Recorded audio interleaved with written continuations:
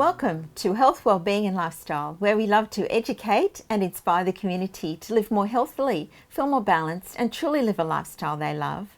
And today for our first guest, we have Pauline Rooney, a yoga for wellbeing instructor and author. And first in a series, the topic today is mental health.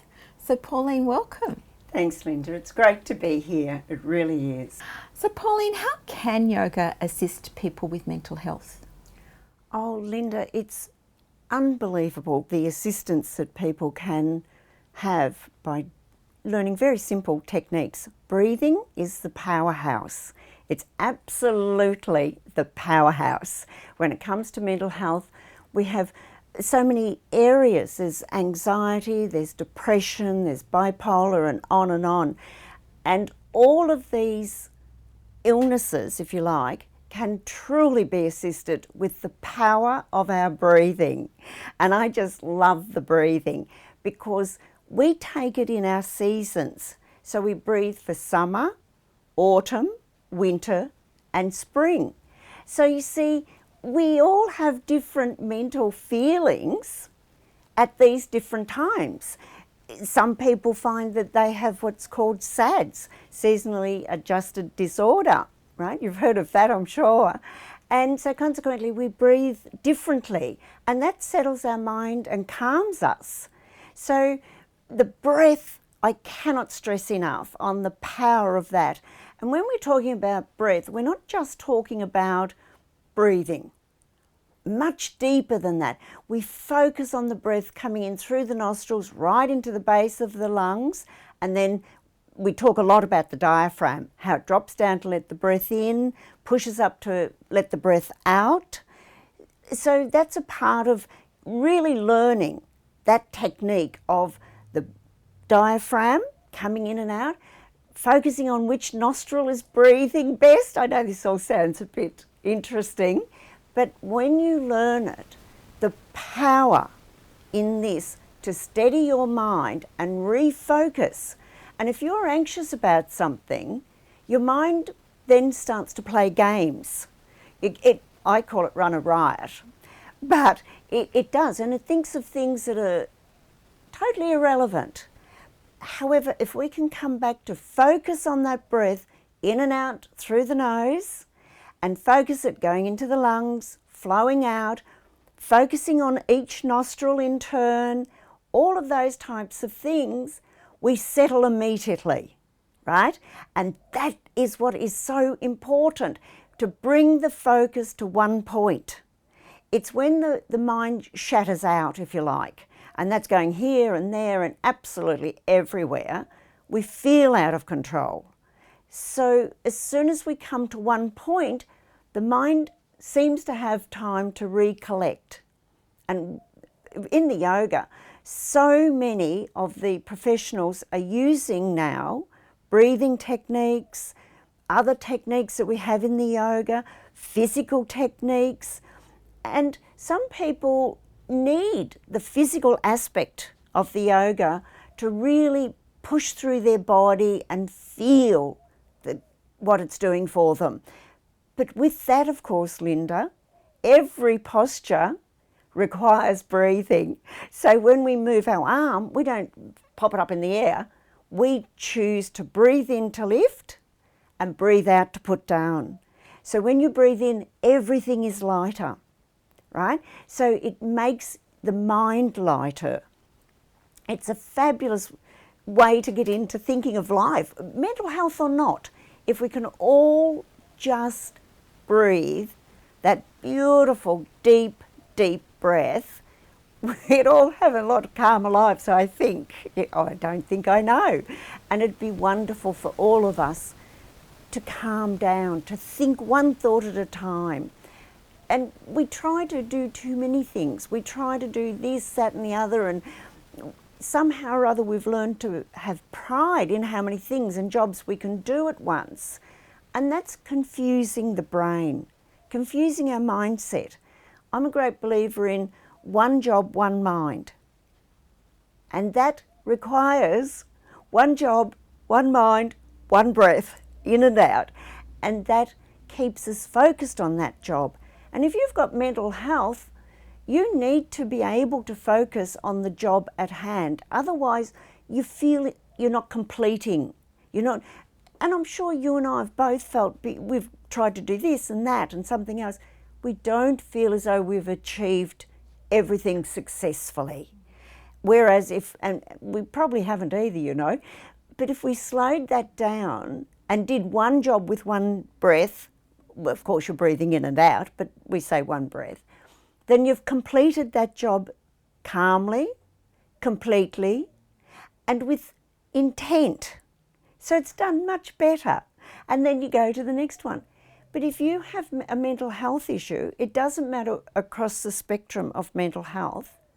If we can really understand and appreciate that one breath, one job, bringing that mind back, I know I've repeated it, it's just so important. There's many techniques in breathing. There's what we call the alternate nasal breathing. There's what we call Nadi Shodhan. Then there's the Brastrika. It's the winter breath where you use your diaphragm to pump in and out. It warms and it really helps. Then there's the Kapalabhati, and that's spring and autumn. It's fabulous if you have hay fever or any of those types of things, which of course, if you suffer with those, you do have a lot of anxiety, right? It does lead to anxiety, I must say. Pauline, then what would be a takeaway for our viewers today? One of the best, simplest and fabulous takeaways, I believe, is using our tall man and thumb and bringing them together on both hands. And it's so good, Linda. You can have it under the desk, under the coffee table, or while you're walking up the street. You pop those tall man and thumb together and it calms you down, right? So if you're feeling a bit nervous or anything like that, pop those two together and immediately you calm down.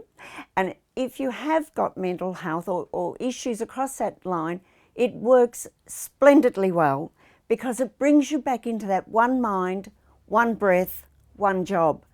And even for us, you know, we all get a little anxious, we all get a little nervous.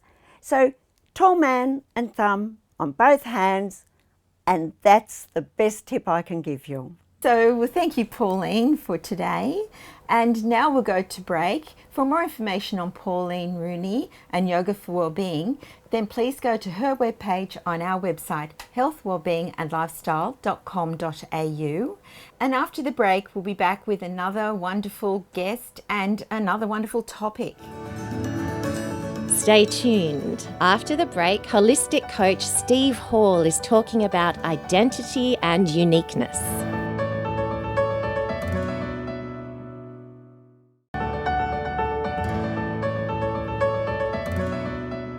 Welcome back, and now we have Steve Hall with us, part of the series on living a life of value and meaning. And next he's talking to us this time about identity and uniqueness. Steve, what is identity? Well, it's many things, Linda. Some people, when you ask them, what's your identity, they might think that you're talking about, you know, their passport or their license. They might show you, you know, who they're told that they are. But it's way more than that. Like, we've got many identities. You could have an identity as being a parent. You could have an identity as what you do at work, or your different roles in life. We've got many identities, and it's not really who we are. Identities are the things that we do, the things that we belong to and perform. So we have many different identities in life. And why it's important to know about identities is to understand what we're doing as opposed to identifying with our identity and thinking that's who we really are, right? So you figure out who you are. When I got home from work in my corporate role, the first thing I did when I got home was take my uniform off because I didn't really feel like I was myself until I got dressed in my own clothes. Then I felt more who I was. I stopped being that identity at work and I became the identity of who I was at home. It's a lot like Michelangelo's statue of David, right? There's this beautiful sculpture of David, and it really comes to life when you're looking at it. And Michelangelo once got asked, how did you create such a beautiful work of art? And he said, well, I don't think I did that. I just chiseled off the bits of stone that didn't belong to David. You know, I just let him out. I released who he was. He was in there inside the block of stone. And our identity is a lot like those bits of stone. They're stuck all over us, and they really cover up who we are sometimes. We stop seeing the person in the core, you know, who we truly are, that special uniqueness that we bring, you know, when we are being ourselves. So that now that you've mentioned unique, so why is that important to find that our uniqueness? Yeah, I think it's really important to understand the uniqueness that we have. You know, what makes us special? What do we bring to the world? Because everyone brings something unique that only you can bring. It's you're being who you can be, and you're releasing that special thing that's inside yourself so that other people can see you as well. And that's what other people see and connect with. We don't really connect with what people do and the different identities they're performing so much as the person. But inside our own head, sometimes we get caught up with being the identity in life, and we lose track of who we really are. And some people still to this day won't know what we're talking about in this subject. Well, I know who I am. I look in the mirror, there I am. No, it's something deeper than that. It's the sense of belonging and the sense of who am I really? You know, like how would you describe yourself to somebody else? Normally when you ask a person that question, they'll describe their identities, you know, what they do in life or what they've achieved or what they're worth. They don't really describe who they are. And it's a really difficult question to answer when you start thinking about it. You know, who am I really? It's such an important question because if you really want to find out what your purpose is in life, how to live the best life that you can possibly live, really need to understand who you truly are in the core of you, or otherwise you don't have a beginning or a starting point. You know, you'll be sort of lost. You'll be living a life that's not authentic. So you mentioned purpose. That's a valid point. So the purpose, what would you say that meant for someone as part of that uniqueness? Yeah, purpose is aligned with your uniqueness, definitely, because when you understand that special bit that you bring to the world that they see, when you connect with that, and that's where you can extrapolate, you know, from that you can imagine, well, how can I really bring this to life? And what do I love doing to bring that specialness to life? And that creates purpose in everything we do. And it's a bit like, you know, we're talking about identity and uniqueness. Well, you can bring your uniqueness to your identity, but you can't take your identity to your uniqueness. So what I mean by that is bringing your uniqueness to all those different roles that you have in life, a parent, what you do, etc. When you bring that uniqueness, that special essence of who you truly are, all of a sudden you do all those identities with passion, and it starts meaning something. You know, you start bringing the best of yourself out and putting them in what everyone else sees, and it really escalates your life. It's the beginning of living a truly extraordinary life over just living a life where you're filling the identities, if that makes sense. So what would be some advice that you could give to our viewers as a sort of a first step towards? Yeah, this is good. I'll relate it to, I read a book by Susan Jeffers called Feel the Fear and Do It Anyway. And there was a line in that I highlighted, and it just keeps coming back time and time again when I think about this. And it was, take the sticker off your forehead that says, I want you to like me, and put it on the mirror where it belongs. And that was really deep. I related to that. But still, I could look in the mirror and I could understand what I was meant to see, but the way I found really getting a true picture of who I was to ask people I loved, you know, what do you see? What is it about me that you like? And I tell you what, this is such a good exercise. I recommend it to anyone. When you hear what people actually think of you, it really is quite humbling, but it lifts you up and you start identifying with the good things about yourself rather than consciously putting yourself down for all the things that you notice that you're doing wrong. And you start hearing how you're expressing yourself in life, and you can bring more of that. Once people tell you, you can amplify it and work on that. Thanks so much, Steve. Oh, you're welcome, Linda. And we'll be back another time with you talking on another amazing topic. Any more information on Steve Hall and living a life of value and meaning, and particularly with identity and uniqueness, then please go to his webpage on our website, healthwellbeingandlifestyle.com.au, and we'll see you after the break. After the break, breathwork expert and life coach Christine Hart-Savage will be talking about reversing stress and burnout.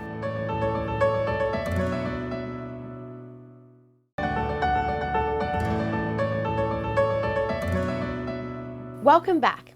And our next guest is breathwork and life coach Christine Hart-Savage, and the topic we'll be discussing today is reversing stress and burnout. Welcome, Christine. Thank you for having me again, Megan. Christine, can you describe stress and burnout for us? They're two different things. So stress is something that builds up inside your body. So we often don't know we're stressed. So we go out into the world and something happens that we don't like or we're uncomfortable about it. And instead of allowing that emotion or expressing ourselves well, we tend to go into a little bit of shock and hold our breath a little bit, and whatever's going on at the time, that emotion we're feeling, the thoughts that we're having, when we hold our breath, it gets trapped inside the body. So then we go home, and the next morning we get up, we go back out into life, and we have some other stressful things happen, and it starts to accumulate in the body. So stress literally builds inside us, it builds in the body, and the cells, the cellular memory holds it. And if we think of stress as an energy, so we've got life force or energy flowing through us, and every time we have a stress moment, it's like that part of that energy becomes crystallized. It becomes like a little marble that is blocked inside the body. So that builds up. So in the end, we can feel like the stress has got to such a point that we are a pressure cooker. And it's incredibly uncomfortable is a very light word for it. It is terrifying. So the stress builds up in the body. That is burnout. So burnout is when the stress keeps building and building and building and building and building to the point where you are really full. That is burnout. Now that's very serious, because if we don't do something about burnout or stress at that point, we end up getting sick. It takes us into a state of not being able to cope with the smallest things. And the other thing that can happen is when someone's really at burnout or breakdown point, as I call it, we're so reactive. It's like, it just comes up, and these bursts, these outbursts take us over. So we're very emotionally charged. So we need to bring that down too, because not only is it not good for our health, it's no good for the people around us. Christine, can burnout happen to anyone? Most definitely. The thing with burnout too, strong people keep soldiering on. So we feel some stress, some pressure, and you wake up, you say, okay, you push it over there, and you just get on with the day. Next day, the following day, and as it's building and building, you get to a point where it's almost impossible to keep going, but strong people do. They keep pushing through it. I can do this, and they don't get help. What I've found is that it's across the board. It doesn't matter whether it is a younger person, a middle-aged person, an older person, whether these people have been, they're trained academically. I find that the people that I see mostly for this burnout, that when they've got to this point where they really are not coping, are people that run their own businesses, lawyers, doctors as well, and people that really are very professional because they keep going and going and going. Even university professors I've had, they don't know where to turn, they don't know what to do. And the other thing with this, when we can have burnout or really strong anxiety and panic attacks, it's often people in the media. So people that are on television that are really confident and they're great. You would never think that they're suffering from burnout or panic. Also people like radio jocks that are on radio, that are out there, that are funny, that are speaking to people. On a break, they might have to run into the toilet and try and get their breath because they're having panic attacks. So it can affect anybody. It doesn't matter where they're from, who they are, what they do in life. Burnout is a build-up of stress in the body and the mind. Christine, is there anything you recommend that people can do if they believe they're experiencing burnout, or tips and tricks on how to prevent burnout? Most definitely. Look, burnout's one of the big things that I work with because it's close to my heart, because in my life I got to that point of breakdown. I went through a breakdown, and this was through a marriage, second marriage. And in this particular relationship, I kept trying, and this is what strong people do, trying to make it work, trying more. Over-giving is what I call it. And you give more and you give more, because if you give more, of course, it's going to make things better. But we've lost ourselves when we do that. When we have burnout, the stress is built up to such a point that in the end, you have separated off from yourself. So you're disconnecting from who you are. You're disconnecting from yourself. Now, when that happens, you're also disconnecting from the people in your life. You're disconnecting from the world, basically. So it's a very lonely journey. And it's because we're blocked. We've got all of this stress in the way. So what we need to do, when you get to this point of burnout, we need to do a deeper type of releasing. So there's two things that I would suggest people do. One is something like a deeper sort of breathwork therapy. So that's a deeper process of breathing where it takes you into an altered state of consciousness. You go beyond your conscious mind, and your body relaxes like crazy, because as you're breathing, your energy field is opening up, opening up, opening up. That means every cell inside you is taking on new energy and oxygen, and that is also unfolding and opening up, and all the blockages caught in those cells then start to be released. So the person will experience different tensions and tingling and vibration and maybe emotion coming up, and every time they do this type of session, they're releasing more of that tension. So that means they're reconnecting with themselves again, bit by bit. It's a very powerful way to release what you have built up inside the cellular level of the body. Our bodies are so intelligent. Our minds are intelligent, but we're quite blocked. The thing that I find is that we're fragmented. So the mind is saying one thing, the emotions are something else, the body's in tension, and the soul or the spirit we're all out of whack. When you do deep breathwork therapy, it brings you more into alignment. That's why people feel this incredible calm come over them towards the end of the session, because they're lining up between their spirit or soul, their mind, their emotions, and their body. And when they leave, they can go out into the world feeling much more relaxed and much more connected to themselves and in balance.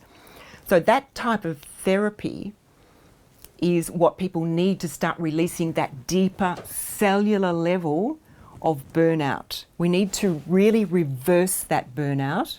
And then, as well as that, I would suggest people have a daily program. And they definitely need to learn to breathe correctly, so they need to find a good breathing coach. And I know one of those. And also have a meditation program as well. So that might sound like a lot, but it's not. Thanks, Christine, for such wonderful stories and wonderful information. Thank you, Megan. It's always a pleasure to be here. If you'd like to know more about reversing stress and burnout and Christine Hart-Savage, go to her webpage on our website, healthwellbeingandlifestyle.com.au. And that's it for today, and we'll say bye-bye until next week. If you'd like to know more about our show, please like our Facebook page and also subscribe to our YouTube channel.